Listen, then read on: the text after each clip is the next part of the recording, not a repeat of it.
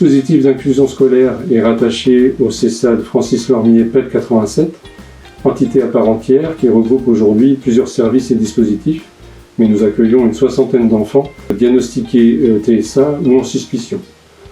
À l'interne de ce CESAD, nous avons un axe petite enfance, avec le CESAD d'accompagnement précoce et intensif, qui accompagne donc 26 enfants de 0 à 6 ans sur une durée de 24 mois, avec une méthode comportementale ESDM d'Anvers. Et bien sûr, l'UMA pour les 3 ans de maternelle, qui accompagne donc 7 enfants, avec différentes méthodes comportementales qui sont issues de la science ABA. Nous avons ensuite le CESAD Limoges, qui accompagne des enfants de 6 à 20 ans, et où est rattaché le dispositif d'autorégulation qui est implanté à l'école Guy Monroe à Boisseuil.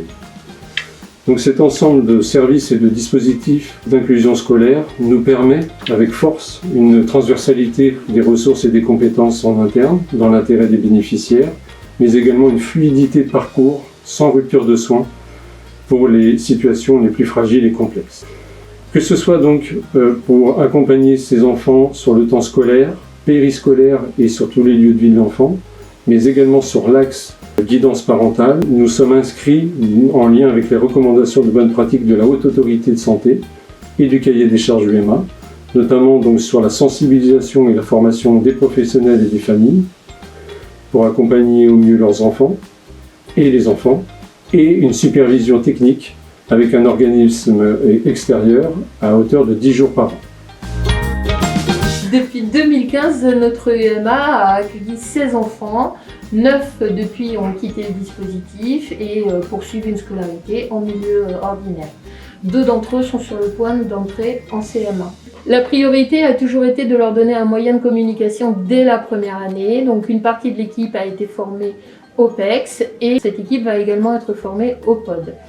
Nous travaillons par ailleurs en lien très étroit avec les orthophonistes.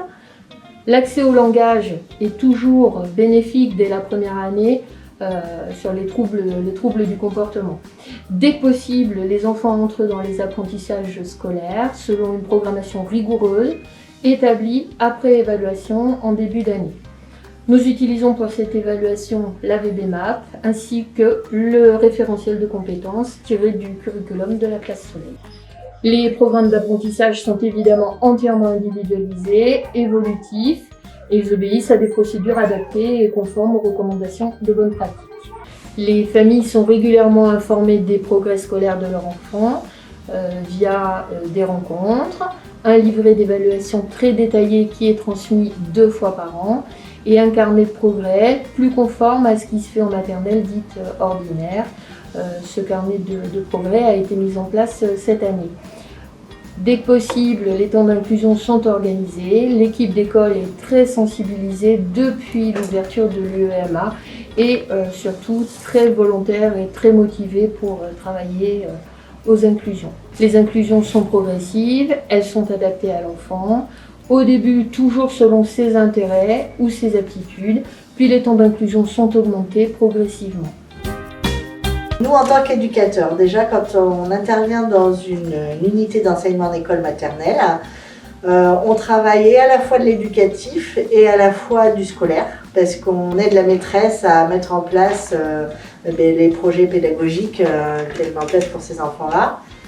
Et donc on travaille également, nous, l'autonomie, c'est-à-dire qu'on apprend aux enfants à être propres, à manger correctement, à se laver les mains, à s'habiller.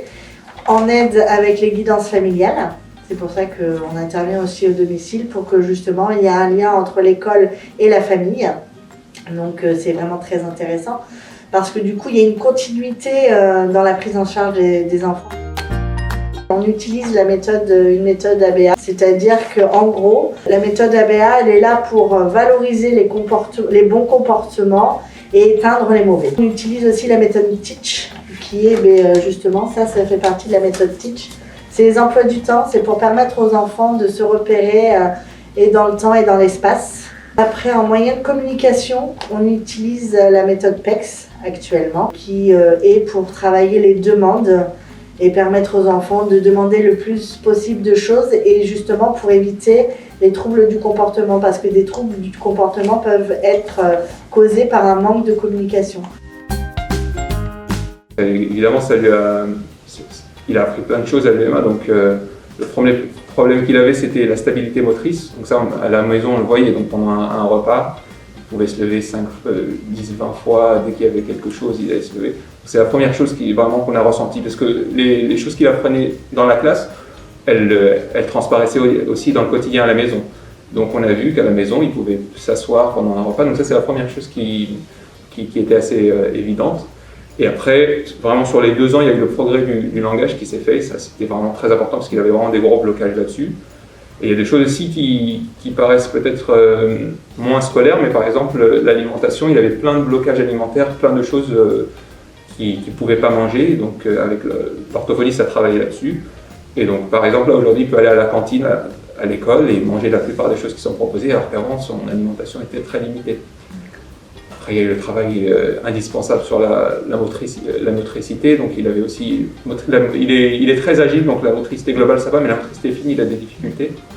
Et donc des choses du quotidien qui l'aident beaucoup aujourd'hui, il était vraiment incapable de les faire. Donc, par exemple, fermer sa fermeture éclair, mettre son manteau, tout ça, c'est des choses qu'il a vraiment appris à l'école en quelque sorte, à l'UMA. On avait une appréhension au début, parce qu'il était en milieu ordinaire, en petite section, donc on avait une appréhension au début de le faire rentrer dans une classe spécialisée, mais c'était vraiment le tremplin nécessaire pour qu'il puisse intégrer dans de bonnes conditions le CP. Donc là, on en est même étonné, il arrive à suivre au CP, là quand même l'année est bien entamée. Donc il est dans les enseignements, il apprend à écrire, à lire, et ça se passe plutôt bien en classe, dans la vie de tous les jours. Il a des relations sociales avec des copains, des choses comme ça. Donc on est très satisfait de cette période à l'UMA qui lui a vraiment permis d'avoir les bons outils pour pouvoir se débrouiller en CP. On a vraiment les avantages de pouvoir scolariser en fait nos enfants, bien que la classe soit un petit peu différente d'une classe ordinaire, mais avec un suivi vraiment complet sur toute la gamme de suivi qui est nécessaire pour un enfant autiste. Donc l'évolution elle est constante, même si dans le cadre d'un enfant autiste on sait que l'évolution n'est pas toujours linéaire, il y a de gros escaliers on va dire. Mais vraiment l'équipe est là pour mettre en place le suivi adéquat et renforcer les apprentissages nécessaires, comme calmer les crises qu'ils peuvent avoir, les troubles du comportement.